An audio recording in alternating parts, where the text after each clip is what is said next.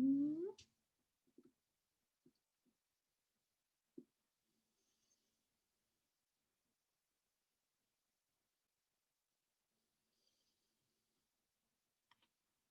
Boy, some people are early. I'm gonna let them in the waiting. Keep them in the waiting room. The good thing What is about a this waiting for? room. This is the Melissa Rogers thing for Faith Commons. A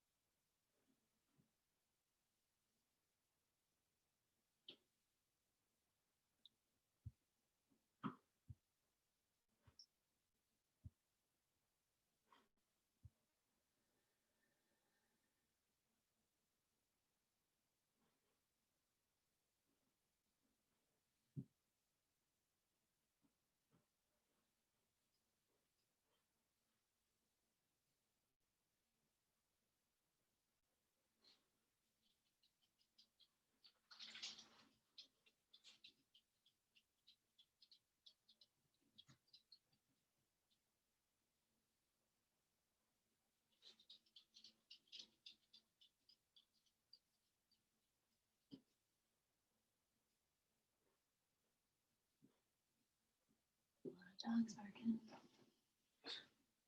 All right, you better go, huh? Well, you probably got a minute.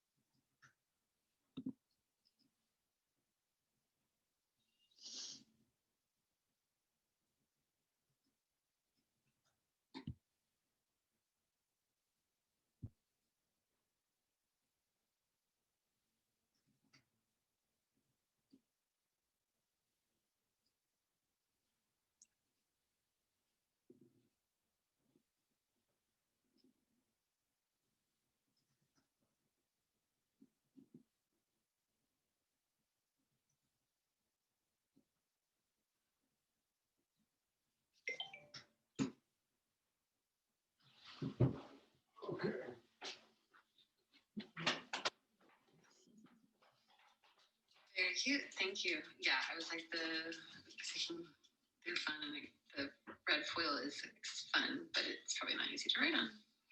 Thank you for doing that. Much better than mine would have looked.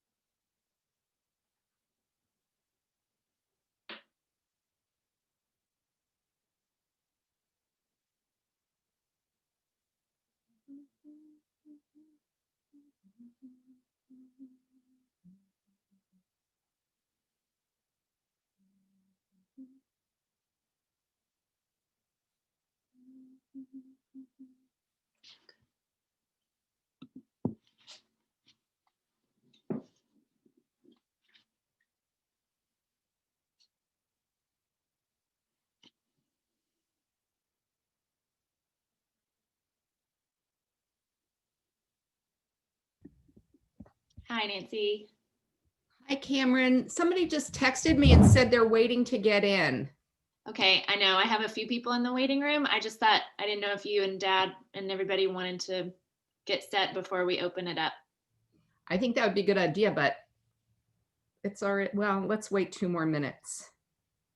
Okay. Are you set to put the stuff in the chat? Are you going to be able to do that? The case studies and all. And yes. Yes, I have all of that ready to go. Yeah. Excellent. Thank you. I might as well do it now. I'm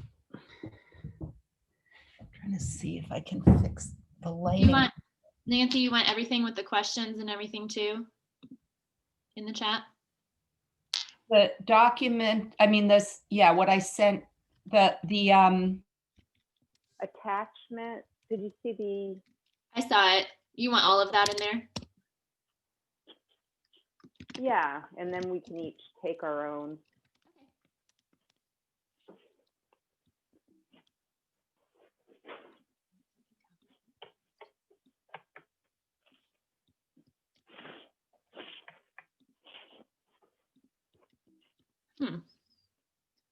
Not letting me copy paste, but might be able to do something else.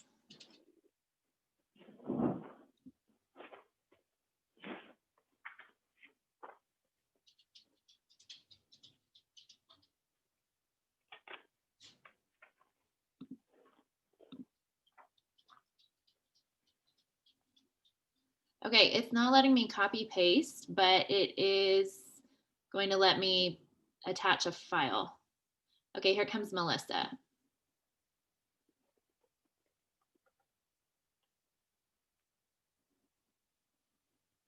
Hi, Melissa. Hi. Hey there, how are you? Good. Good, it's good to see you all. Yes, you too. Yes, Thanks this for is doing better. this. Yeah, sure. Looking forward to it. How's it going down there? It's going fine.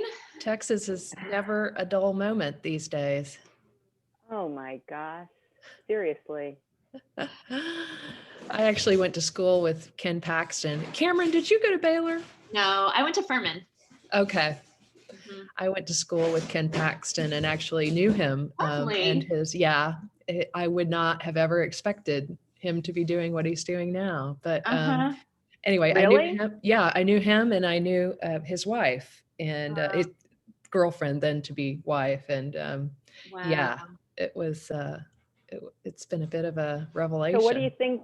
What do you think happened to him? Like, I really don't know. I mean, I didn't keep in touch with him after we graduated, so I can't really fill in the blanks. And the other people with whom I've spoken who knew him better than I do are kind of mystified by it too. So Power, I guess. Power changes you. I don't know. It's really sad.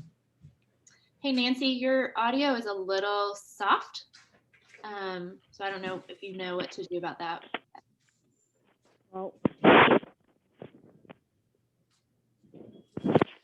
if I do it this way, is that better? No.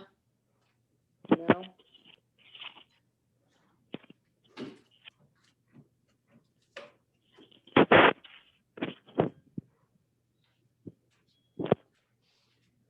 Can you hear me now? It's the same.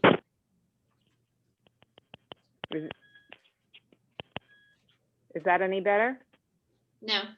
Yes, Oh. do you think so? I thought so, yeah, but that's just me. How about if I just talk really loud? It's fine. It definitely sounds different than you normally sound, but I can hear you. Sorry, David offered to give me his special microphone and I said no, because usually I didn't think I had a problem. I know, you normally don't. But Melissa, can you hear me? I can hear you fine. Okay. I mean, whatever you Right. did in your last intervention is what cleared it up for me. Well, hopefully it'll be. I don't know where your dad is. I've been texting him. Okay. How many people are waiting to get in? Here he comes. So now 7 people. Okay, there he is. Hi there. Okay, so Hey, we George. don't how are actually you? have a Q&A, right? That is correct. So I'll just have to So put people questions in can the just chat. put things in chat. Okay. Yeah. And at some point, you'll also put the link in for Melissa's yeah. book. I'll do And that right now. Melissa, would you rather me put the Amazon link or the publisher? What do you prefer? Oh, I guess I wish I had an independent seller to give you, but Amazon's good. Okay. Well, whenever y'all are ready for me to let everyone in, just say so. They'll trickle in for a little while. And do we have an update on numbers, Cameron? Mm, Expecting around 30 maybe? Yes, a little more than 30. And a couple people emailed me this afternoon right after I sent out the Okay, good. registration.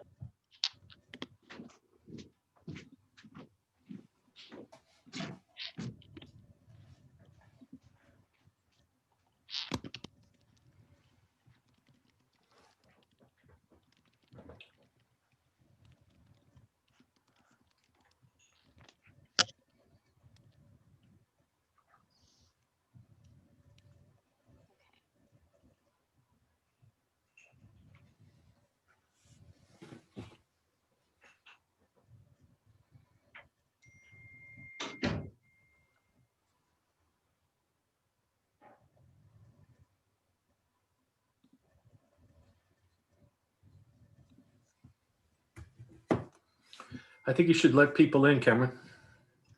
Okay, let me just text Omar the link really fast. Oh yes, and then I needed to make all of you hosts as well. Cameron, I think some people emailed you and are, well, like David just did. Okay. So I don't know if anybody is signing up now. I will look. Yes, I see David. Hi everyone, welcome. Hi, everybody. Great to see you all. Yeah.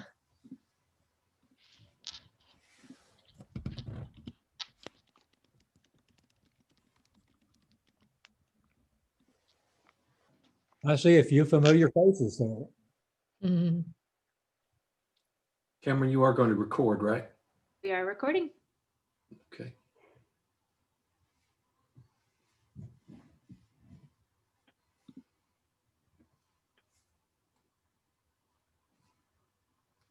And what time do you all want to go to the breakout groups approximately? When you're finished. Well, I want to make sure I leave enough time, so let me know. I would say, by 4:30, right? I mean, by 4 o'clock would be Okay. good. Yeah, or a little bit after. Okay, just thanks. how you Okay. feel. Yeah. And are we doing any Q&A or discussion before we go to breakout? Are we going straight to breakout? So I'll be telling everybody that people can put Q&A in the chat at any time, and we'll just see what we want to answer before the breakouts versus during and after the breakout. Okay, sounds good. All right, are we ready to start?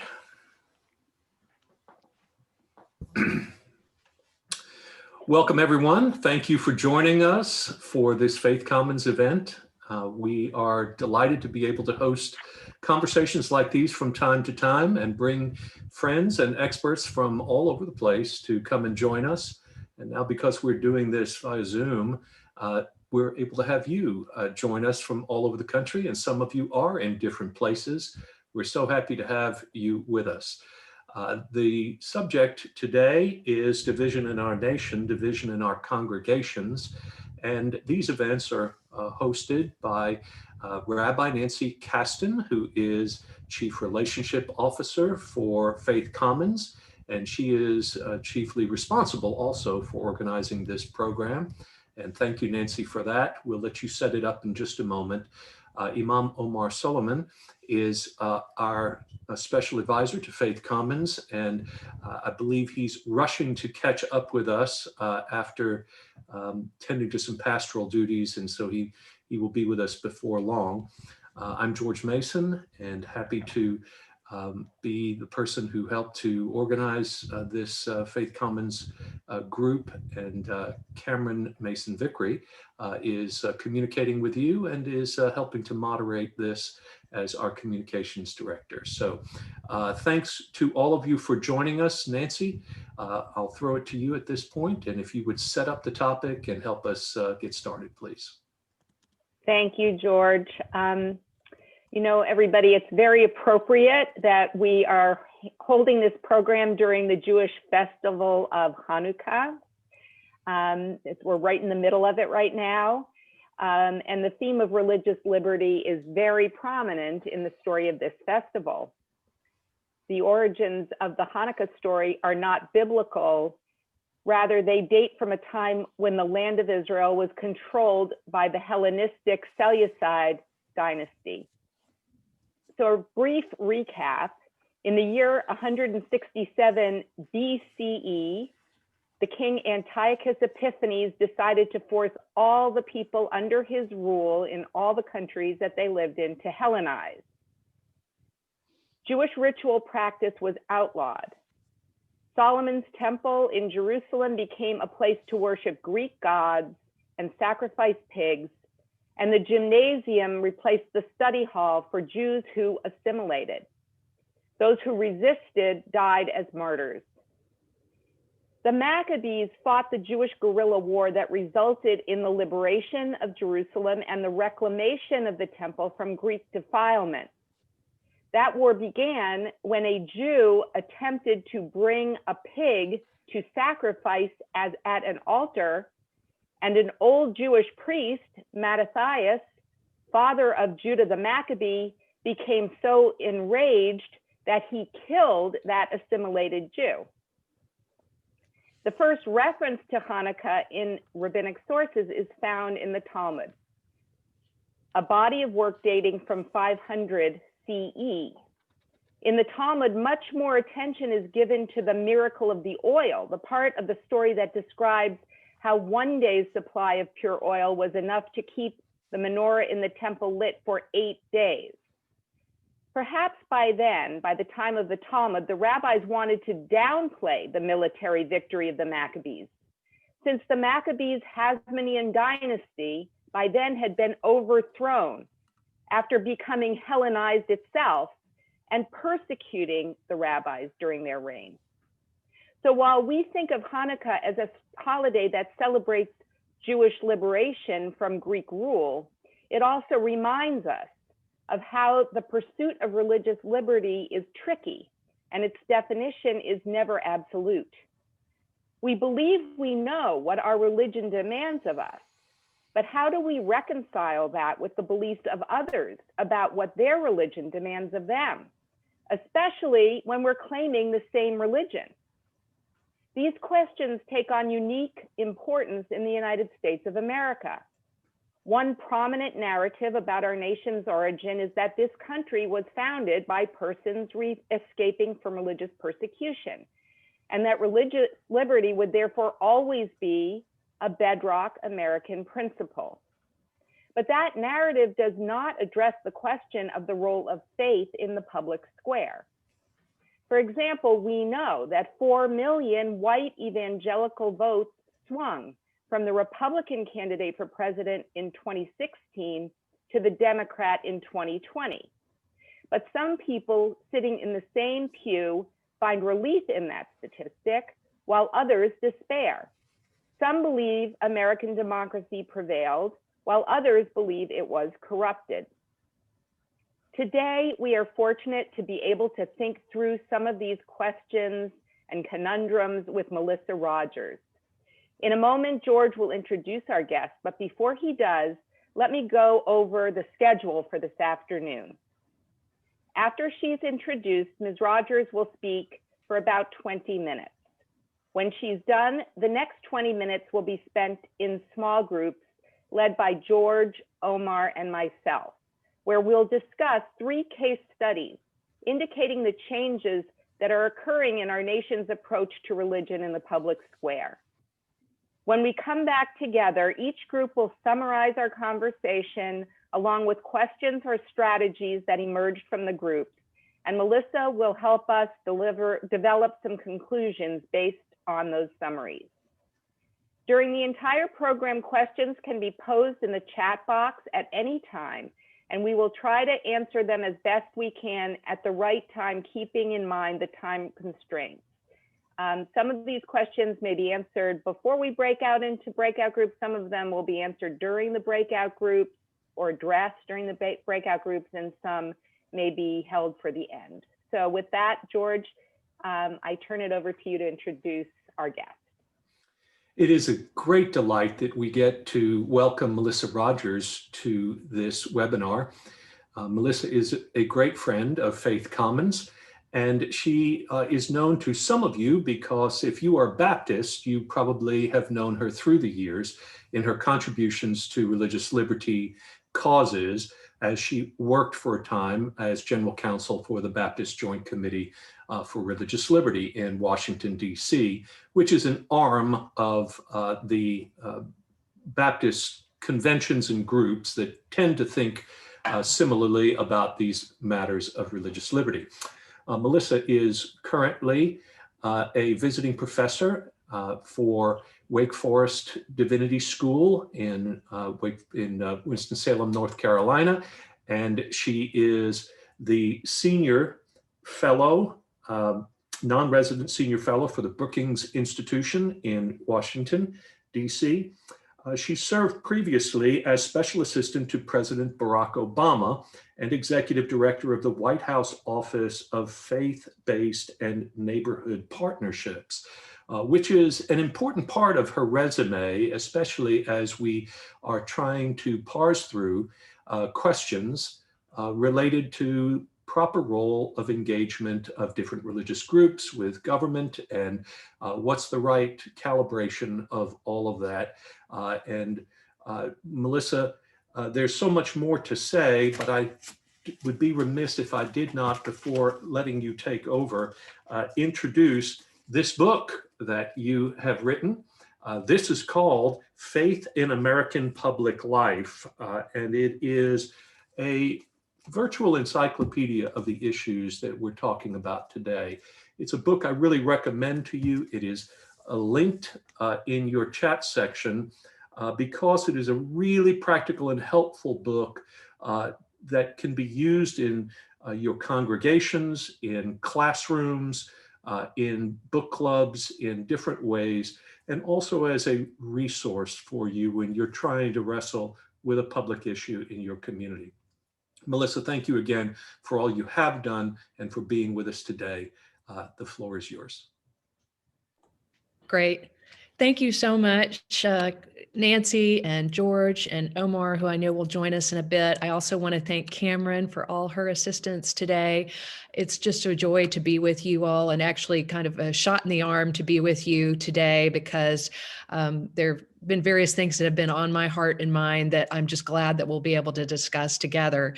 And I have always been inspired by, not only by George, who I've known for a long time, but also by the way in which you all are coming together around Faith Commons, which is, I think, just exactly what we need more of in our country today. So it's a really pleasure to be with you today, and I look forward to the conversation. I thought that I would start out by just touching on some of the bad news that we're seeing in our country today and some of the good news that we're seeing, and then transition to what I think can be even better news if we all work together for the common good. So let me just start with a few pieces of bad news just to put them on the table. I'm going to mention 4 of them. One is that we are seeing, and we have seen, essentially attacks on pluralism in the United States of America, including religious pluralism. And we have seen these coming, including from some of the highest levels of our government. And of course, this began in the Trump presidency with a call when he was on the campaign trail for banning Muslims from our country simply because of their religious affiliation, and turned into a travel ban that was based on that position. And since then, we've seen a lot of fear mongering on the basis of religion, race, and ethnicity, among other factors. We've seen things like a dismantling of our refugee admissions and resettlement programs that help us to take in people from around the world that are being persecuted. So that's of great concern to all of us, because we have our approach in the United States embodied in our national motto that out of many we are one.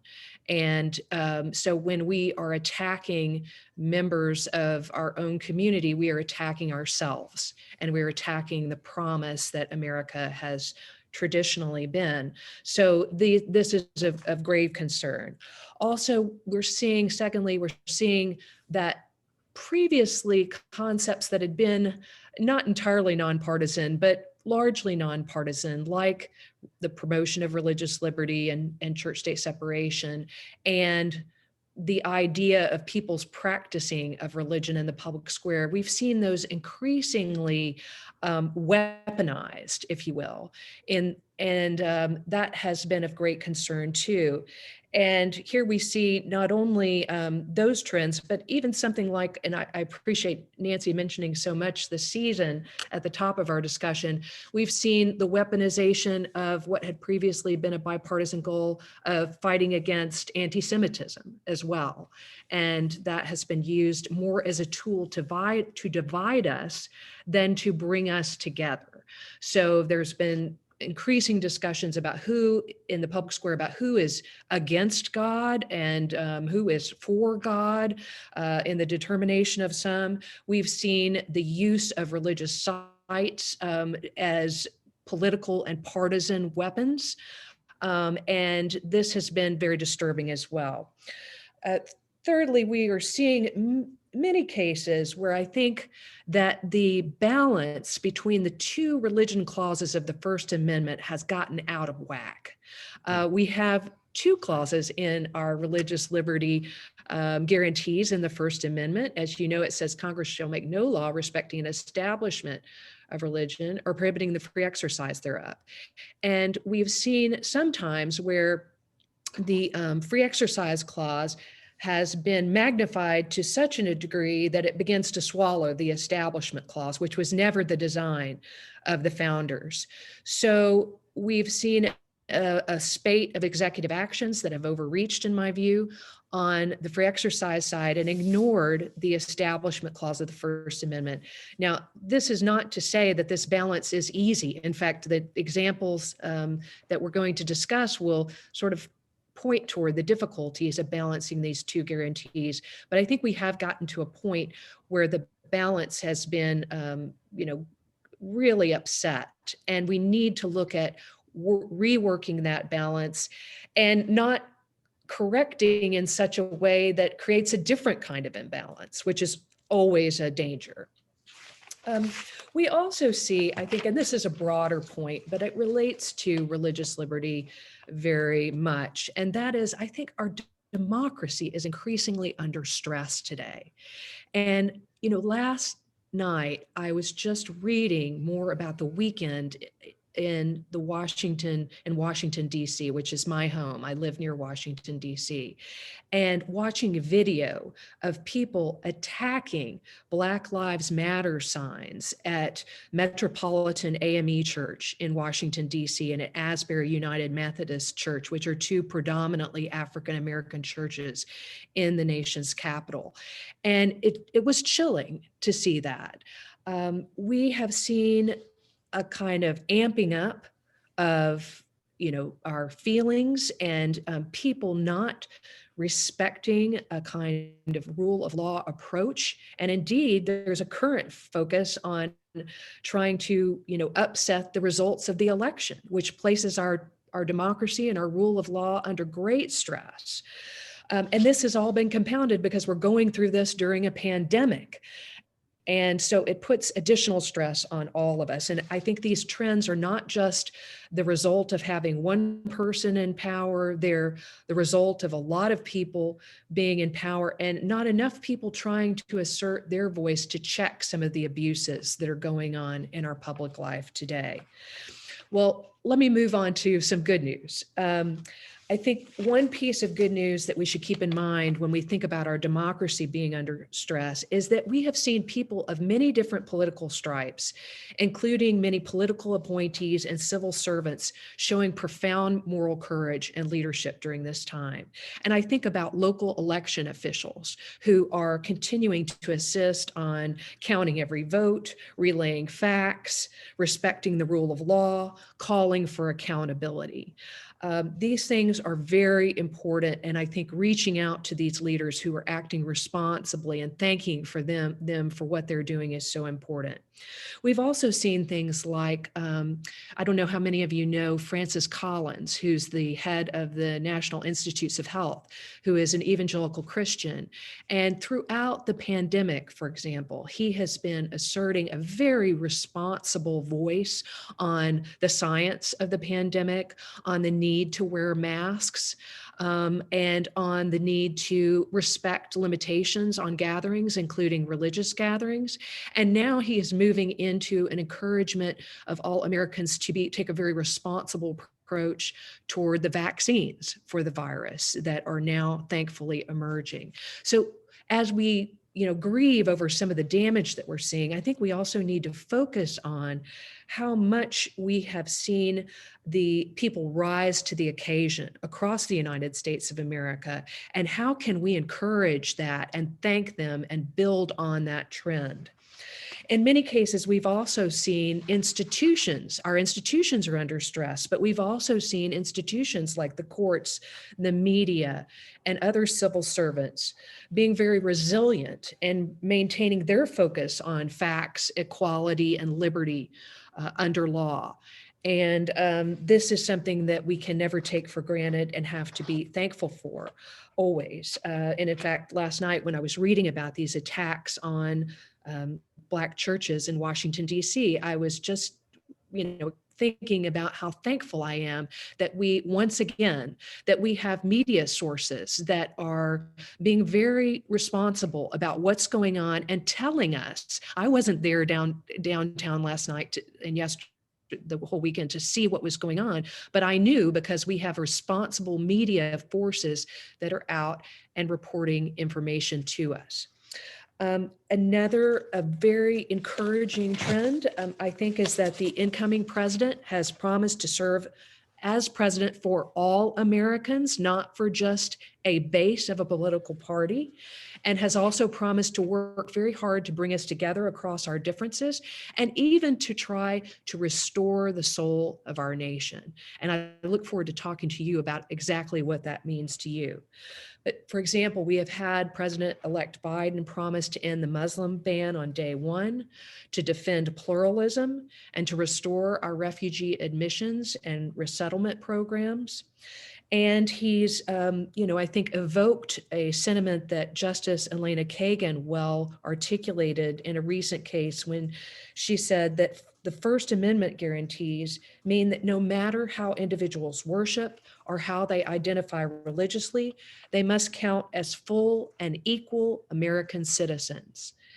And that idea has to be central to everything an administration says and does. And I am very pleased that I've seen the president-elect step forward through the campaign and now through the transition and talk about how important this is, that we defend our liberties and equalities, that we defend religious liberty for all, that we defend equality for all, which has got to include, as he rightly says, a battle on systemic racism and inequality. And so those things are very encouraging. And in our report that I think you have linked in your chat box, you can see a bunch of other very specific and granular suggestions that we've made to the incoming Biden administration along these lines.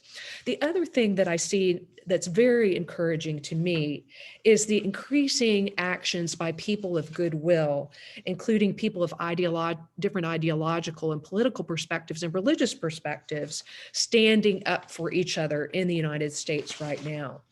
We saw that during the summer with the demonstrations when George Floyd died at the hands of police. We have seen that continue in various ways, and that is very encouraging to us. And indeed, I'd like to focus on that idea of collective action on behalf of liberty and equality for everyone as a focal point for what we can do better now as we move into this new chapter of our nation's life so that we can bring about more good news.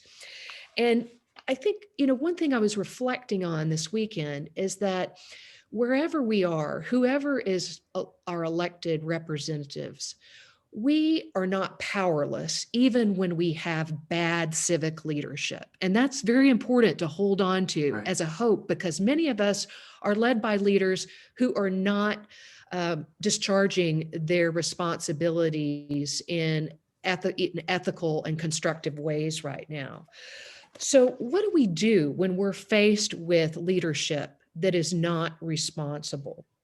I think there's several things we can do. One is remember that we have levers of power that are beyond simply our elected leaders. I mentioned earlier that some of the civil servants that we have, like people like Francis Collins and people like the elected representatives that are standing up for free and fair elections right now. These are people whose names we might not have known, and they may not serve in elected positions, but they're playing important roles. And I think as we think about our collective action as a multi-faith community, it's worth thinking about how we broaden our approach to engage with those who are not only our elected leaders, but other leaders in government. And we need to reach out to them to thank them when they're doing good things and to encourage them to take stands where we think stands need to be taken.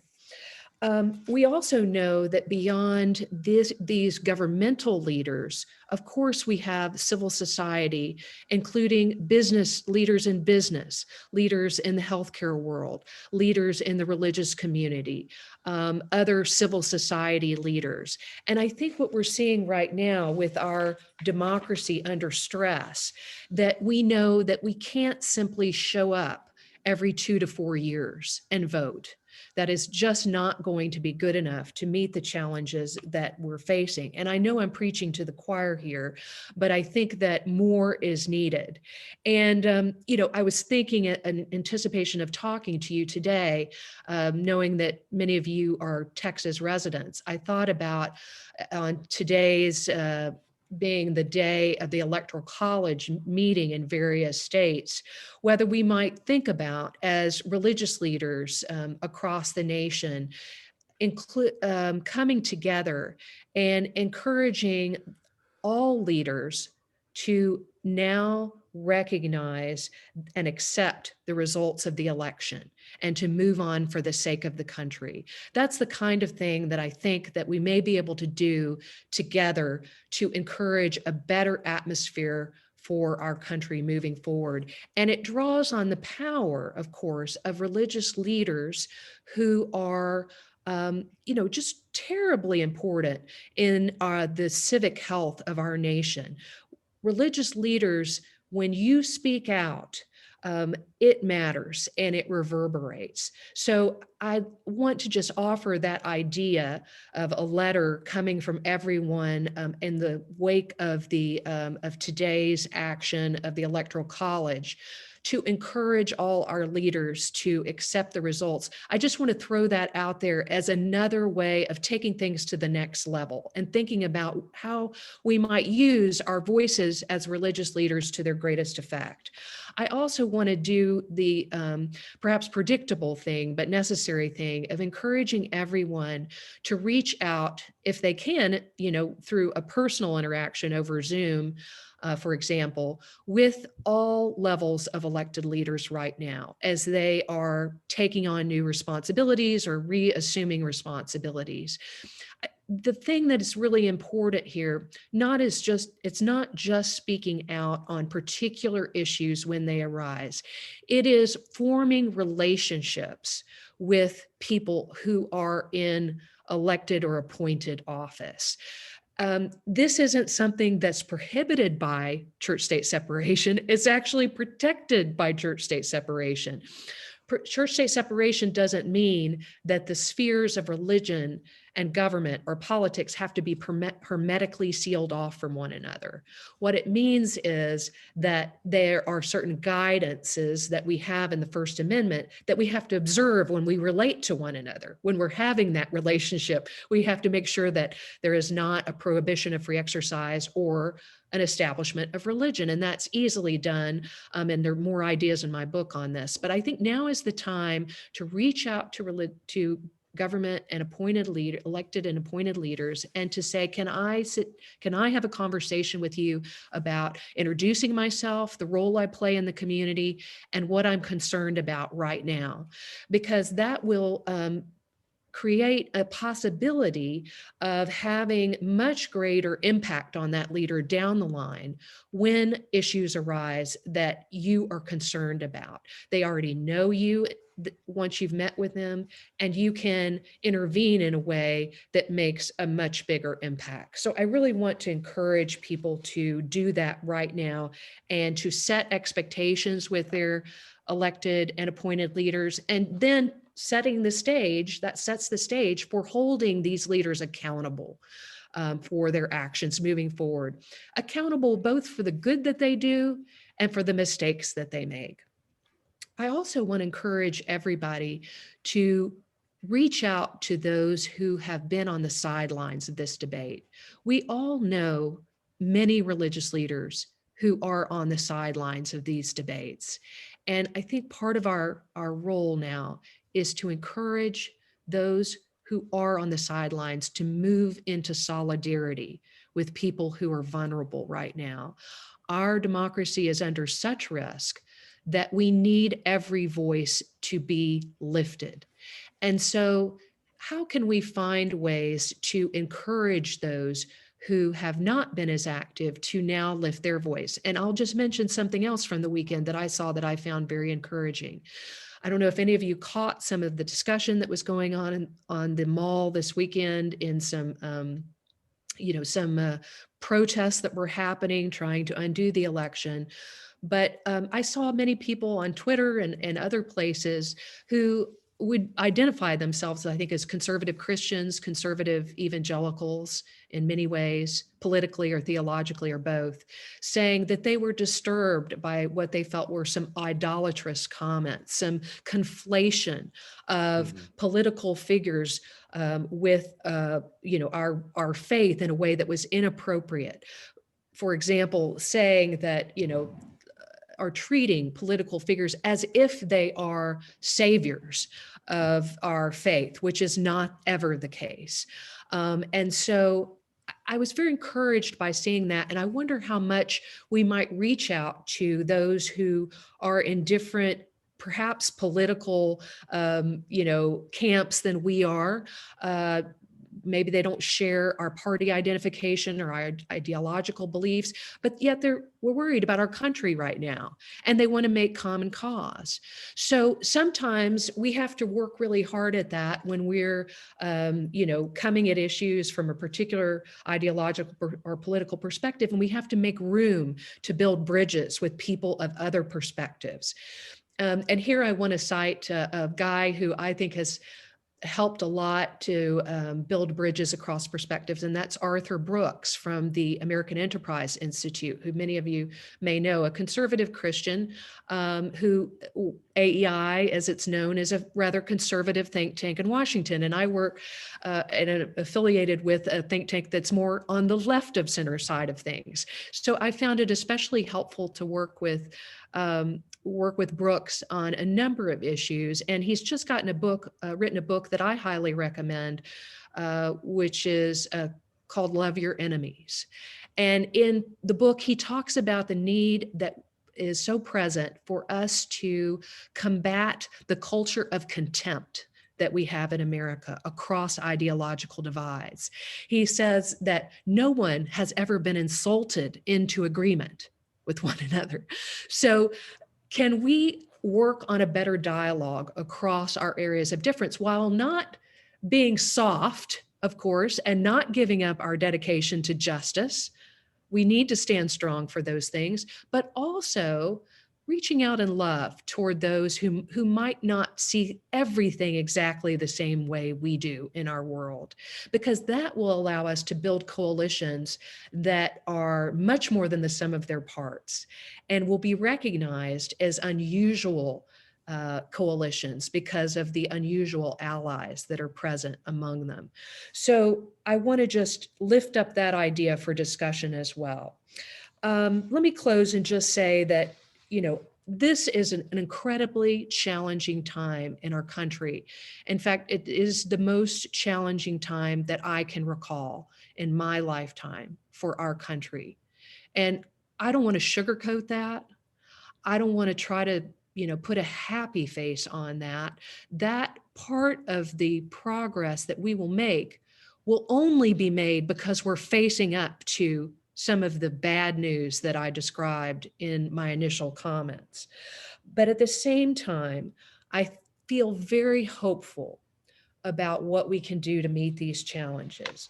I think we have an unusual opportunity right now to recognize that some of the challenges and the bad news that we're seeing are really just ripping the cover off of some underlying weaknesses in our country that have been there for a very long time.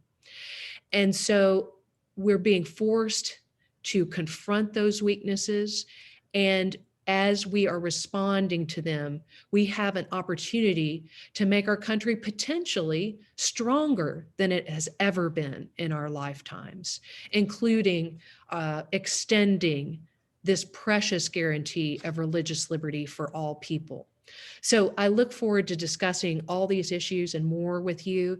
And most of all, I just want to end where I began. Thank you for caring about our country and our faiths, and for coming together for collective action. Thanks. Thank you so much, Melissa.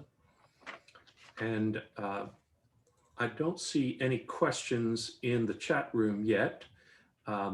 We had a question that Melissa raised that I posted there, to be thinking about what would be included in your list of things that would renew the soul of America. We'll maybe get back to that, and maybe you can carry that into the breakout rooms. Nancy, do you want to introduce these rooms, or Cameron, how do we get there, and what's our plan? Cameron's going to break us up, but I just want to encourage you, if you can, click on the attachment that Cameron sent before you go to your breakout room, because sometimes I find that the chat stays with us when we break out into rooms, and sometimes it doesn't. So if you can download it now, that might make things easier in a couple of minutes when we're in our room, when you get to your room. Great. Okay, and I have you all split up into rooms, and so we can open that up, and you should get an invitation to join the room. And Dad and Nancy and Omar, are you ready to lead the discussion? I think I see you. Yeah. Okay, so I think Welcome, Omar. All Yeah. right, terrific. Okay, and then when your group is through, just come back to the main room. I'll be there. All right, thank you. Thank you.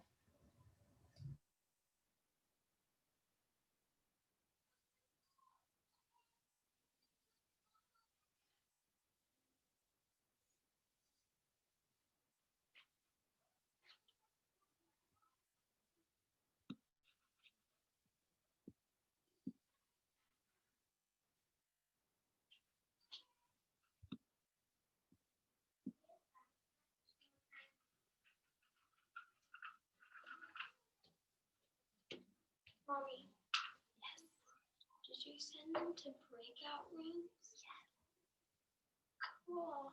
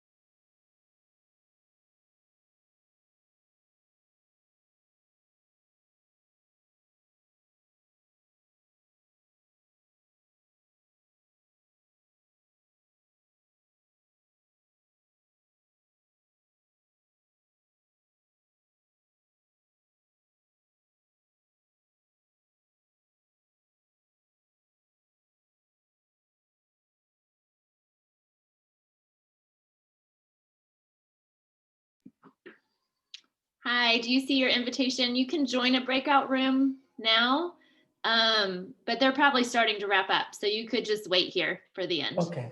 Whatever you want to do. No, thank you, Cameron. You're welcome. It's nice Yeah, to what do you do? So I do communications work for Faith Commons. I live in San Antonio, actually. Oh, nice. Yes. What about you? Where do you live? So I'm the director for the Center for Missional Engagement for Texas Baptist. Oh, okay. Yeah. Mm. The BGC too.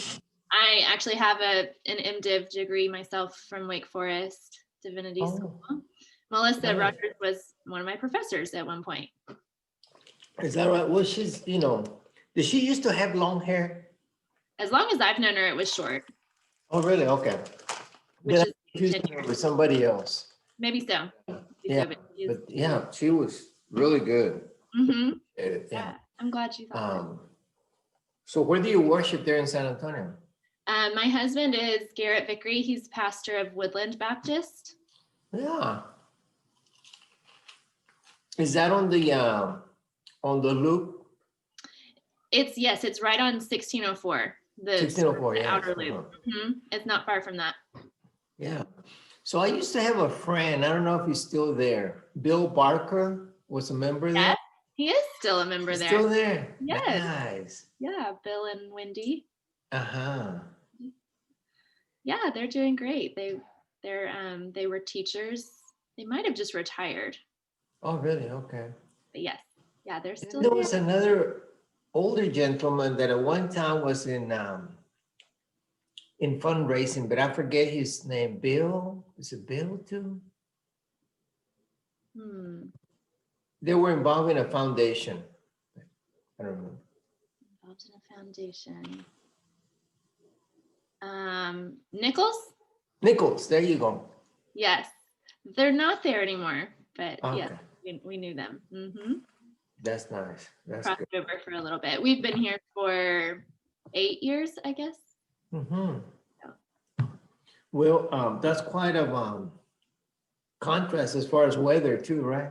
From where you came from? Well, yes, but we're actually, both of us are originally from Dallas. So Okay. it's not too bad. George Mason is my dad. Oh, nice. Yep. And That is wonderful. I work for several organizations. I work for Faith Commons and also Fellowship Southwest, which, do you know Marv Knox? Yeah, I know. I'm more familiar with Rick McClatchy, but I know who Mark Knox is, yes. I work with Rick and Marv both. Rick is a great guy, excellent teacher, really good. Yeah, he is. He's a great teacher. I agree. Now he's in San Antonio too, right? Yep, he is, but he goes. I was following the things that he has on practicing congregations or something like that. Really enjoy that. I need to tell him that. Yes. Was it just recently some videos that he did? Good. Yeah. You should tell him. He would definitely. Now he's in this thing, right? Yes, he is. Okay, so I'll send him a chat. Yeah. That's a good idea. Yeah. But yeah, so I know a few people. Now, as far as the weather, is San Antonio the same for you as Dallas? No, it's more mild. It's warmer. It's warmer, right? Yeah. Because man, it's been a long time since I lived in San Antonio, back when I was in graduate school, but I remember it being really hot. Yes. But again, I grew up in Corpus Christi. What the difference there is the breeze. Of course. The ocean, yeah. Yeah, that makes sense. Yeah. Well, good. Well, thank you for letting me come in, okay? Say what? Thank you for letting me. Oh, of course. For the invitation and well, everything. And I'm glad you made it, and I'm glad you figured out to email me at the last second and that you're back. What's gonna happen the last part of this webinar?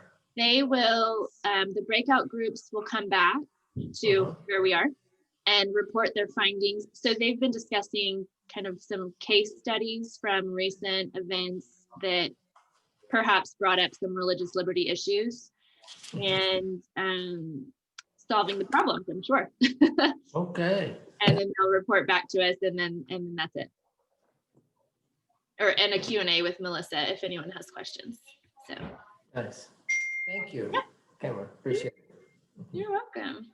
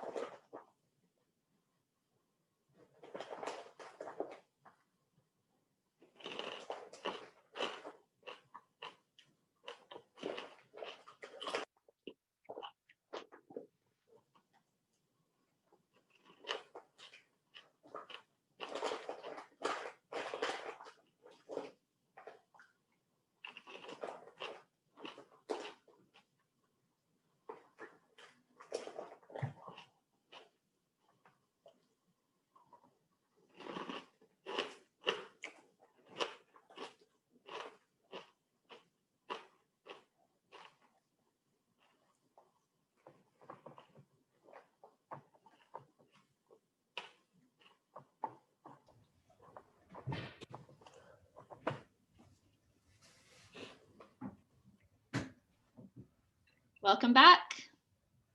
Thank you. Okay, I see Dad's group and Omar's group.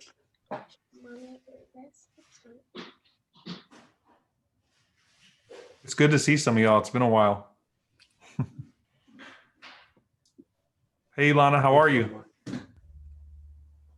Oh, you're muted. I see Lana and Chris. Omar, so good to see you. Likewise. Thank you. Way too long. It's been a while.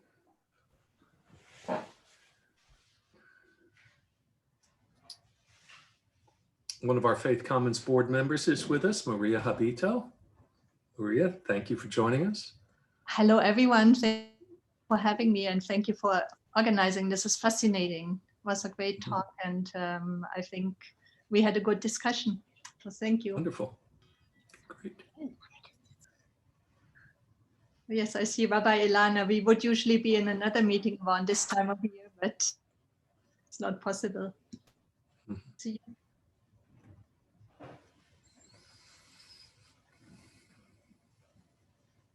Looks like we're waiting for Nancy's group to return. Yes. Mommy, what does that say?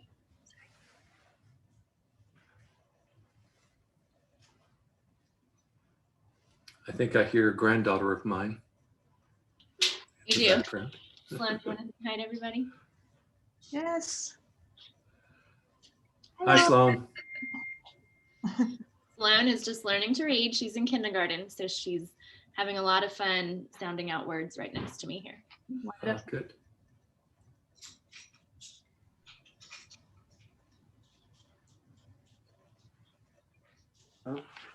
Can I mute it?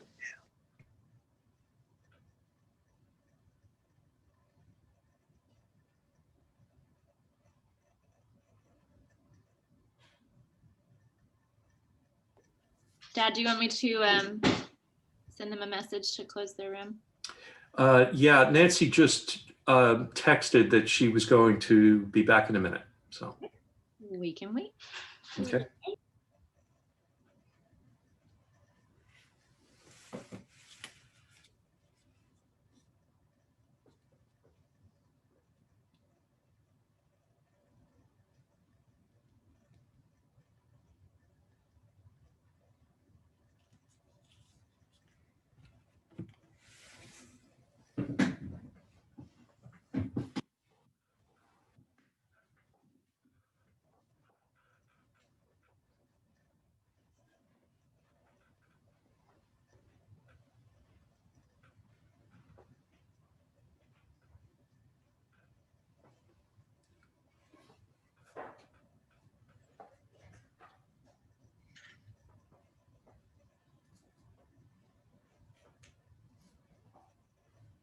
George, Yeah, David. while we're waiting here, I started to share with you in the breakout room. I'm sitting here with my pastor at our church at First Baptist Norman. About 10 or 12 years ago, we were discussing the possibility of closing the street in front of our church to have better access to our playground for the children and to our parking lot. And we agreed to host a ward meeting in our church with the city councilor. And we had about 40 people here. We live our church is located in the center of this college town and a pretty liberal constituency around here. And I think the pastor was taken aback when somebody actually said, churches are nothing but a cancer on society. And that was kind of along the line of what the rabbi was saying. Maybe the pastors could give up their housing allowance and start paying more taxes, because that, the comment was, that churches don't pay taxes. So you have this big church property right in the middle of our community and you're not paying tax. Right. Did you actually have to raise that problem, David, for us? But yes, we did discuss that just a little bit. That's right. Okay. Thank you. And Nancy's back and your group. So I think we're all back together. So Nancy, do you want to move us toward reporting here? Yes. So we'll just go in order. So Omar, do you want to, somebody from your group, or you want to sort of summarize what first of all, tell us your case, and then what y'all talked about. Sure. So we looked at the case of prayer in the public space, a prayer by a city councilman that was that excluded folks, by the nature of the prayer. And so we talked about ways that we could that we could read religious liberty into the prayer. And then also a very unique suggestion that came up that we were entertaining about changing the name from prayer to invocation or reflection to allow more space for that to neutralize that part of the session. if it's there, to where we could still, bring in particularly religious minorities that feel threatened if they're not allowed to be represented in the public space. But at the same time, make it welcoming to all. So so that way a person who prays in Jesus' name, for example, and feels like they can't be faithful unless they pray in Jesus' name, if it is not a prayer per se, but something to where they would not feel like they are not able to offer something of substance faithfully, then we could think about that type of neutrality. So we were having a great discussion. I'd love to, let me actually volunteer. Where's Amy at? Amy, I'm going to ask you to summarize because you're great at summarizing things. You probably summarize better than I do. Oh, no, you're gracious. As far as the invocation, well, we talked a bit about, well, I did, I guess, what is it we're trying to invoke and what's the reason for bringing that space into a public meeting? Quite possibly, and hopefully the intention of bringing people together in a civic space is to provide a space, a moment to bring out our best selves for wisdom and in navigating the time and topic that is being dealt with at that time. And there was a question raised as to whether we should even be offering that space at all. Does that make it exclusive? And there was also mention of providing a moment of silence. And again, I think that could be lifted up in the invocation as this is what we're open for, and we'll have a moment of silence for you to bring your best self to the table, I guess, from whatever tradition or perspective you bring with you. Did I capture it? Did a great job. And Rick, particularly had some great things that had been put into practice in San Antonio, very well thought out solutions. Rick, I'm not sure, I know we're probably short on time, but in 1 minute, if you could summarize from your perspective, I think that'd be great. Then I can hand it back. Rick, you're muted.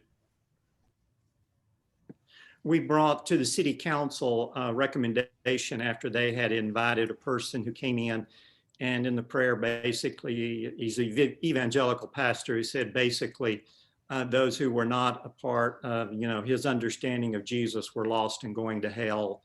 And so he sort of disenfranchised a huge portion. And the city council actually has no guidelines or anything. So we tried to give them some guidelines on who they invited, because in the past they had not been as broad in their invitations to people to come, even including secular people. And so we've had secular invocations. We recommended probably the best thing, if they wanted the easiest way to handle it, is just do away with it. But if they didn't want to do away with it, which they're probably not, was to have a moment of silence. And then if they didn't want to do that, then they give people some guidelines on what to pray. And we recommended to them some guidelines that were put together years ago by an organization that was made up of Christians and Jews on trying to say more open and inclusive invocations for the common good.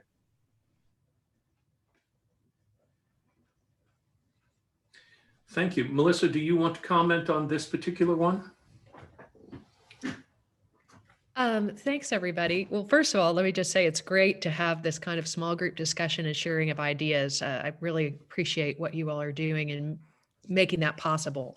And many good ideas presented here. One thing I wanted to mention was, I think the ideas that have been mentioned are all intriguing. This issue was sort of treated by the Supreme Court in a Greece versus City of Galloway discussion that's covered in my book. And there was some sort of best practices being put forward by Justice Stephen Breyer, including some of the things that you've mentioned, like extending invitations more broadly to try to capture more diversity. And I think that he has 3 or 4 other things that I think are really helpful to think about when we're trying to grapple with this question. I think for government to give guidelines to people who would pray may touch on some sensitive issues on, First Amendment issues, but I think for other religious people to share with, their fellow religious leaders, guidance would be different and not potentially troublesome. So that's just a little bit of a wrinkle on that last point.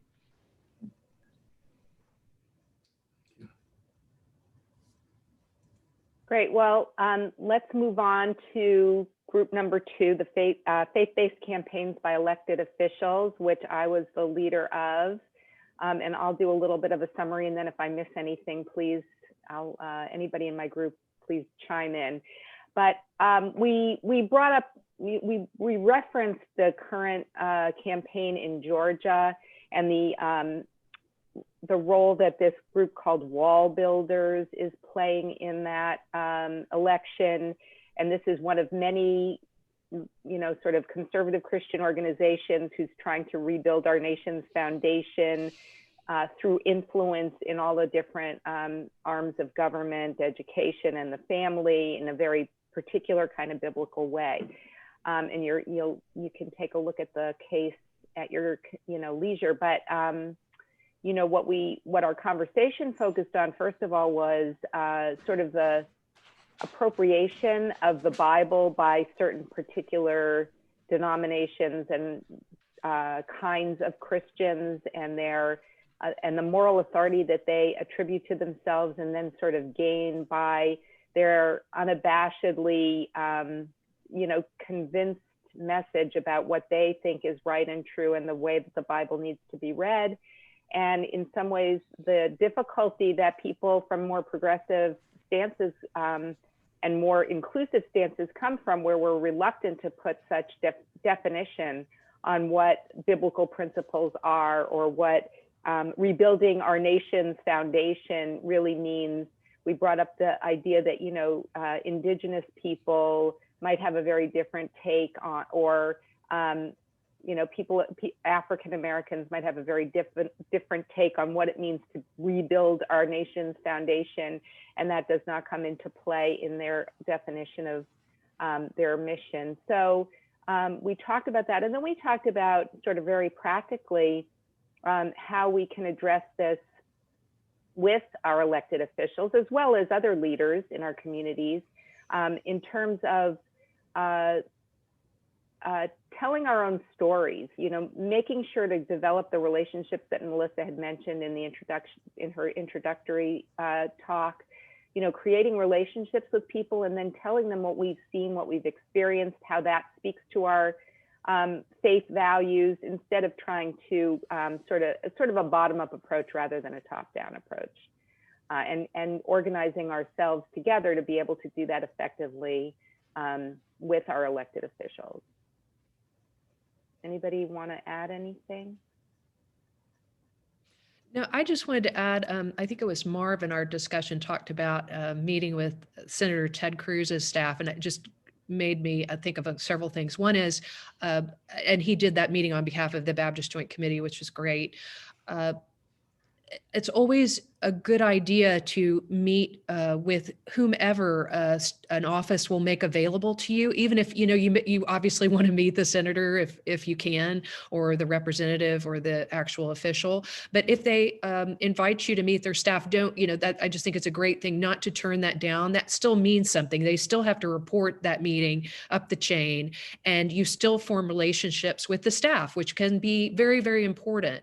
So don't neglect meetings like that. If you get the chance to meet with staff, meet with staff. If you get the chance to meet with offices that are very much different, come out very differently than you do on political and policy issues, do that. Both because, as Marv mentioned, there can be some issues of common ground. They found some around with Ted Cruz staff about promoting religious freedom abroad.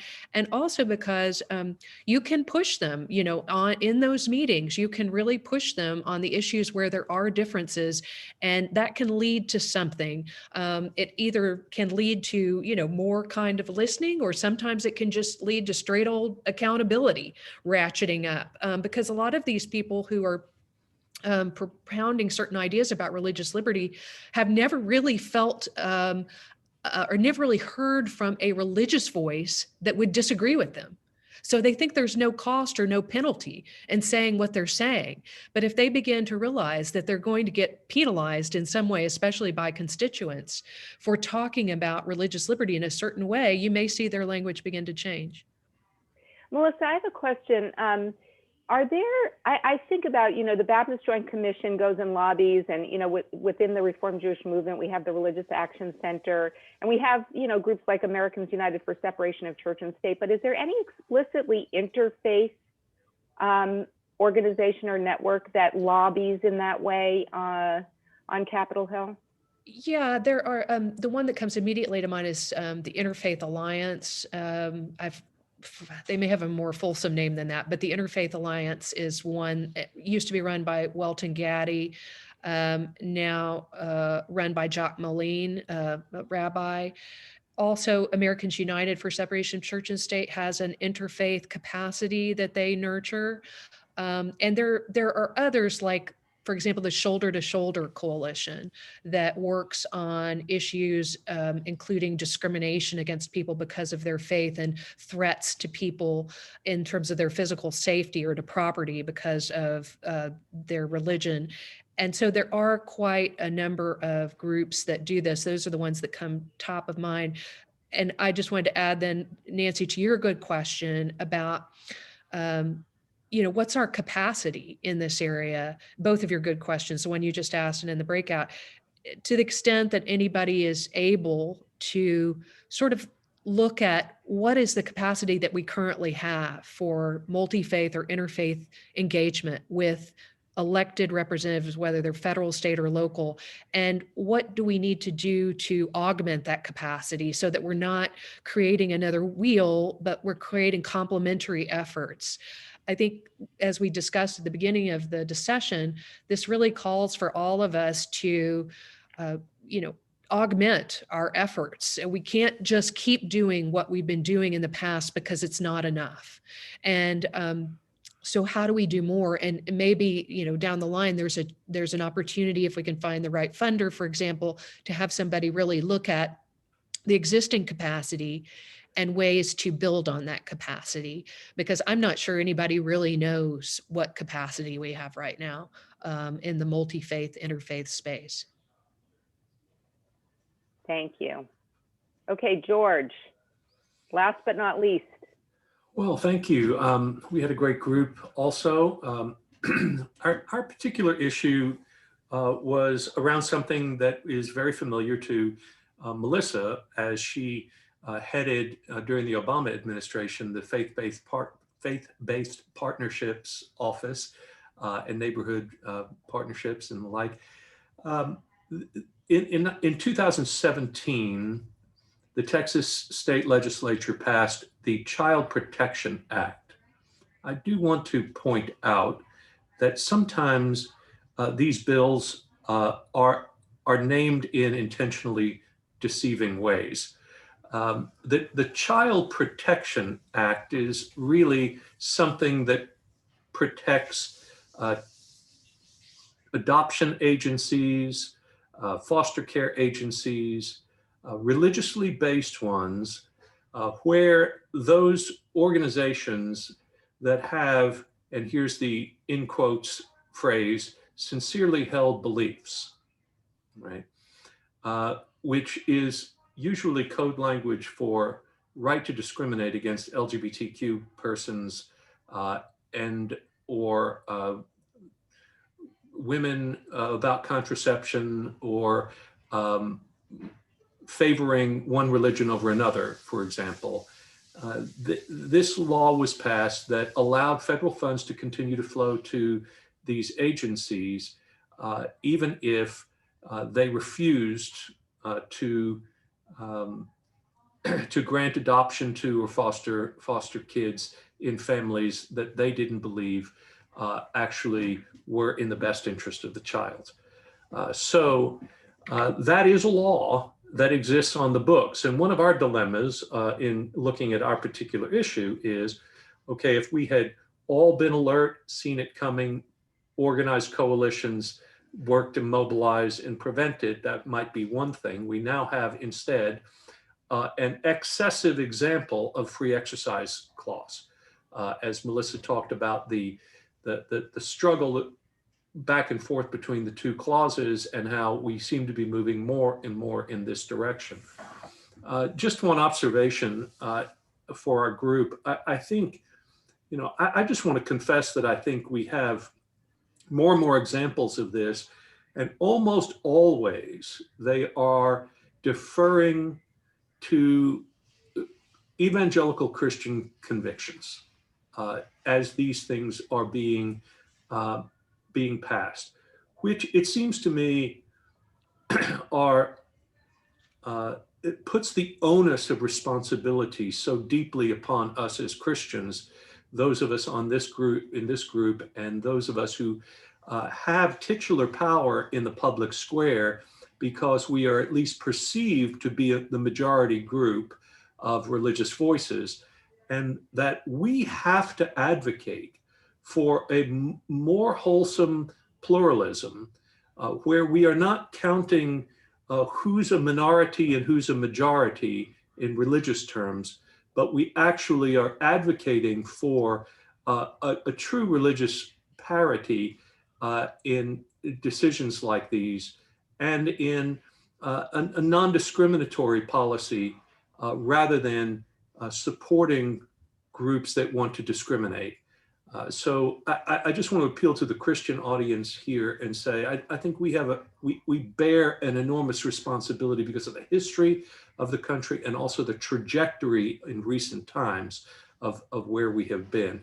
And then we just talked about different ways that we can go about expressing our views to elected officials and the like, forming coalitions and working together. I think things that everyone else has already been talking about. But this is a sticky wicket because once you get the camel's nose under the tent, as they say, it's difficult. And this is part of the legacy of President Bush's desire to expand the role of federal funding for faith-based organizations, that they not be discriminated against when they are doing things that are of a benevolent character, just simply because they're religiously based. But Melissa, when she inherited that office, then had lots of challenges of figuring out how to write the rules under the Obama administration. And we are constantly wrestling with that. Our own group said, well, maybe we need to get all the funding of religious groups out of it altogether. Good luck to that. Especially taking away my housing allowance would be something that we will not want to discuss, right? But there's part of the rub, isn't it? Is that we have many layers to these things, and it's all according to whose ox is getting gored at the moment in some sense. But Melissa, sorry, let me turn to my group and say, were there other things that I missed that you want to offer about that report? Well, that was a good summary. Thank you. You're welcome, Alana. Melissa? Well, boy, there was a lot in that. Thank you. So one thing that I want to mention as a point of information for those who don't know is that there's currently a case pending before the United States Supreme Court that asks whether the city of Philadelphia can enforce its non-discrimination ordinance in such a way that would allow it to refuse to contract with religious organizations that refuse to certify LGBTQ couples as potential foster parents in accordance with criteria that the state dictates. Some religious groups say, no, they're not going to do that. And if the government does not allow them to continue to contract with them, despite their refusal to agree with the non-discrimination clause, then that is religious discrimination against them and violative of the free exercise clause of the First Amendment.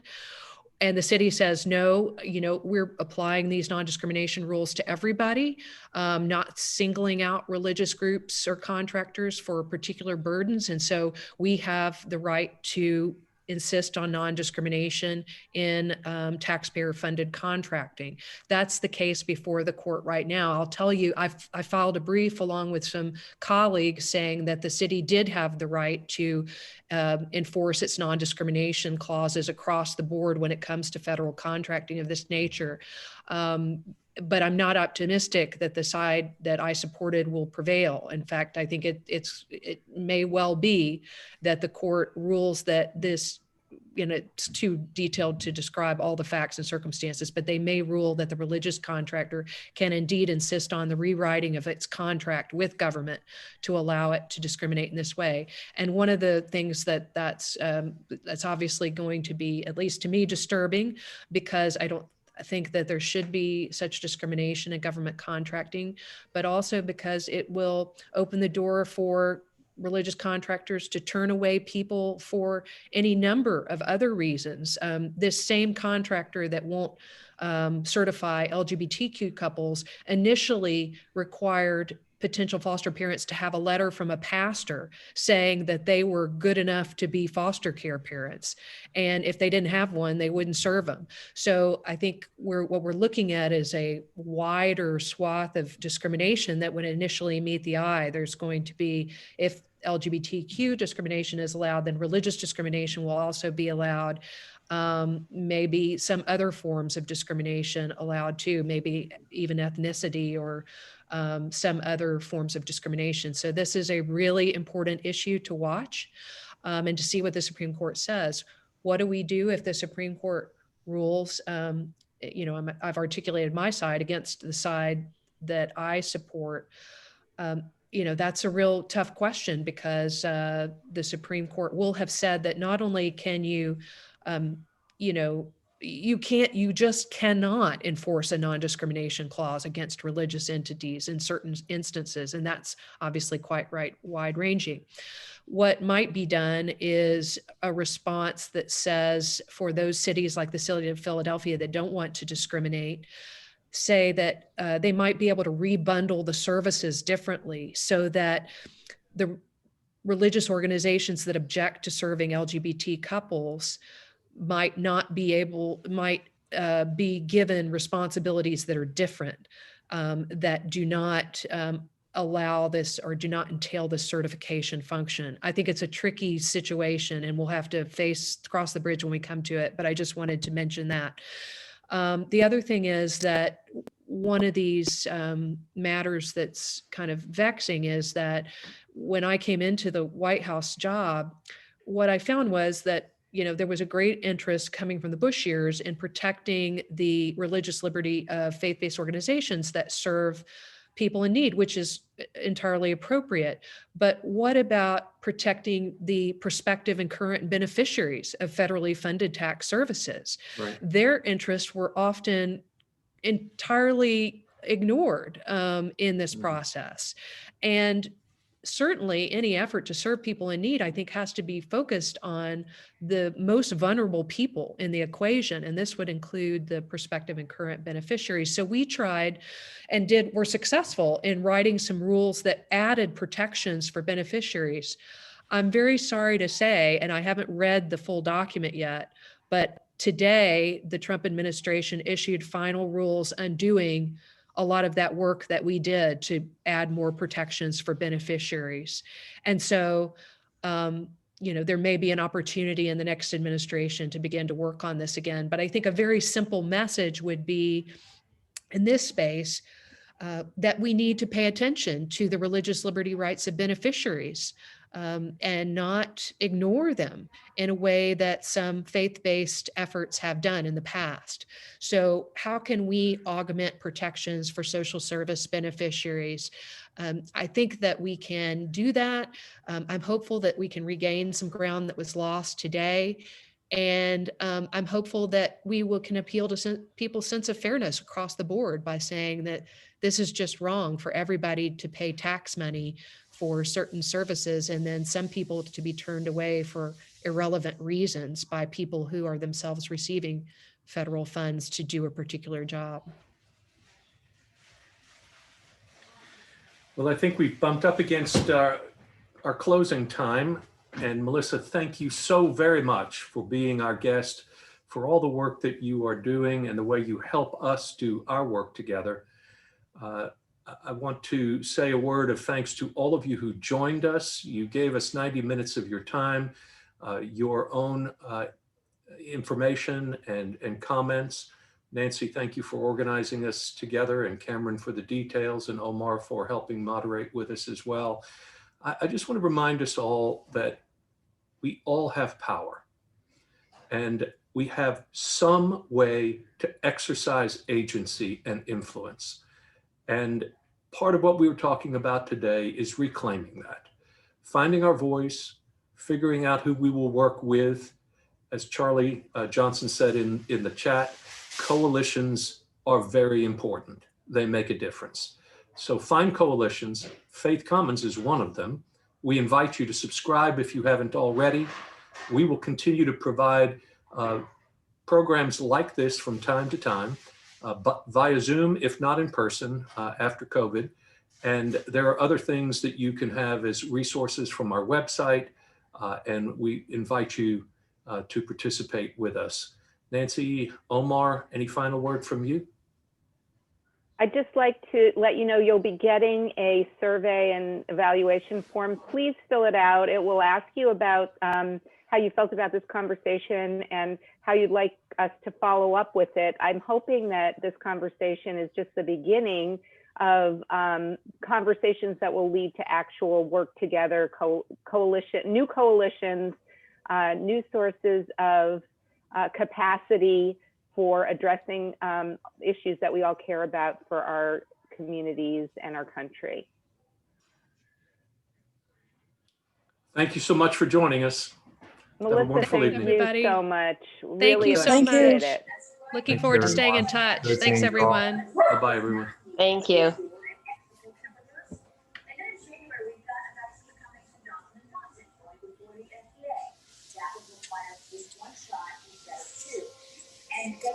Okay.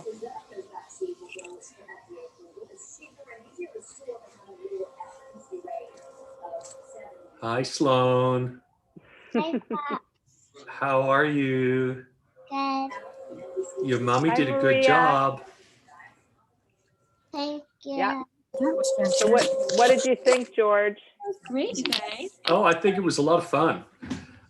My group didn't maybe have as much insight into the issues, or feeling of how they might be able to address it or redress it.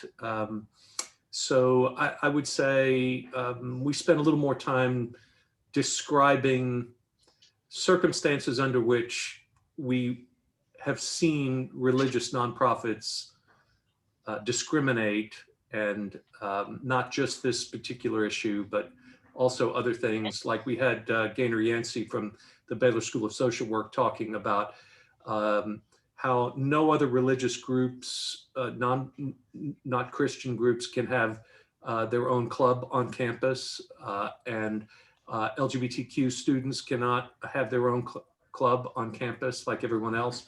And that there's a right to discriminate at Baylor, which runs headlong into many of the things that happen actually in the various educational disciplines at the school. And yet they continue to have these policies. So, you know, she's on our side about it, you might say, but that was interesting, Yeah. I thought too. Yeah. Well, I definitely think we can talk tomorrow morning maybe more about, you know, the follow-up. And Cameron, were you able to put the questions into a form, or you will, I'm sure, if you haven't? Yeah. Yes, I did. And I was going to send that out right now. I just need to kind of remember. Yeah, I wrote everybody down. Hi, Finley. So, hi. Who all came that wasn't on my original email list. Like, Okay, we had a good, we had about, at one point, I think we maybe had 36 or 38 people. Yes, I think 36 is the highest I saw. Maybe there Okay. And then I Great. think we lost a few people in the breakout rooms. They Uh-huh. probably signed off. Okay. I don't know. What about people that had their camera off? Did they participate in the breakout rooms? Yes, they were all, in my room, they all had their camera on. That's nice. Good. Charlie was the only one who didn't because he has COVID and he wasn't talking, but he Right. participated actively in the chat. Hi, Pops. Yes, he did. Yeah. Hi, Pops. Hi, honey. Nancy, this is Zeta. Yeah, you've seen Hi, it. Zena. I know, I haven't seen you in a while, Zeta. though. Yeah. Zeta. Right, Zeta. And you've seen Sloan. Did you see Finley earlier? Yeah. They've been Uh, popping in and out. Okay. Yeah. Great. Nancy, what did you think? All right. I thought it was good. I think we need to follow up. She was great. Melissa was great. Yeah.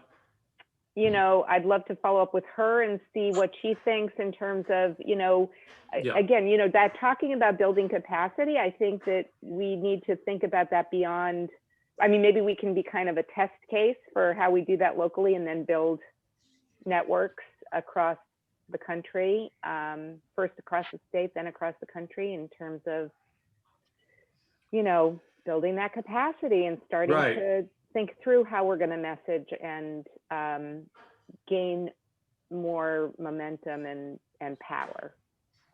I mean, I really like your question about interfaith coalitions. Yeah.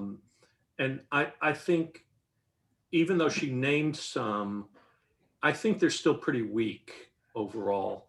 And I'm hoping Faith Commons is, you know, part of that solution as we build strength and relationships and all of that, and we can provide a truly pluralist approach to it. So, well, I mean, yeah, I mean, I think part of the issue, well, look, first of all, like there were maybe 5 Jews max at the height of it today in the group. There were what, 2 Muslims, Yeah. 1 Buddhist, and then I would say 75% of the people were Baptist. right. You know, Right. lots of people with connections to you, George, or to Wilshire, which is the same thing. So, which is great, but I'm, you know, I just think that we, who's this guy, Brian? He was in my group. Was it Brian? Dungan, yeah. I don't know.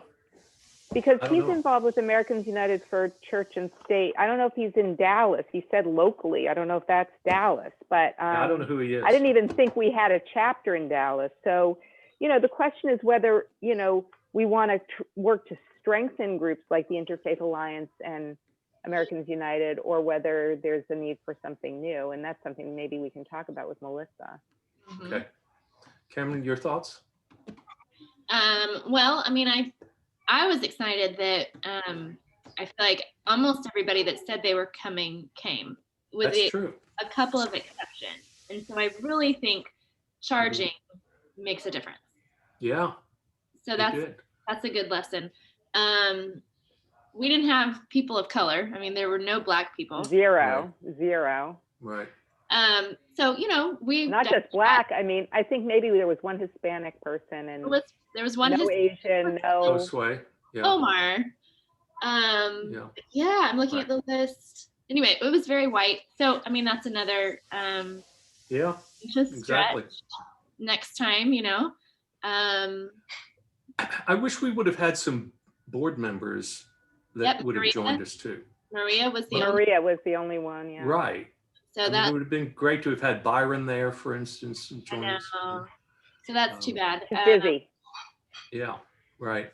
But I do think there's a, you know, it's a cost benefit in that. I mean, even with Omar, it was like part of the you know, without engagement by somebody who's supposed to be really I mean, I think we just have to go with what we've got and then create allyship rather than, you know, expect that we're always going to be inclusive in everything. I want to say I was really glad for Julie Cloud to be on the call.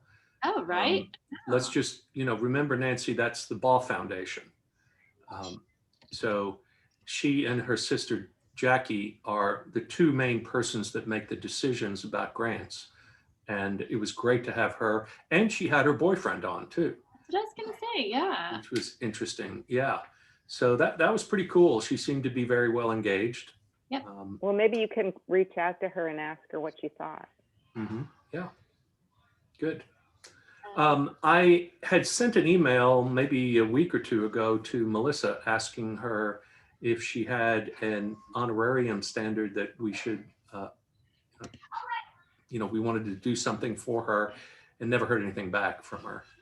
So I think we need Well, to maybe I figure can out what to reach do. out to her and ask her for a follow-up conversation about, what she thought and where we might go. And then Yeah. I'll ask her as Good. part of that. Okay, great. Because Terrific. maybe she wants to be like, involved with us on an ongoing basis. Well, that would be awesome. Wouldn't it? We'd love that. Yeah. Yeah. Great. Okay. Well, you guys are great. All right. So Thanks. grateful You for you. too. Thank you. And Great. we'll talk tomorrow morning. Okay. Great. All right. See Okay. ya. Have a good night. Okay. Bye. Bye-bye.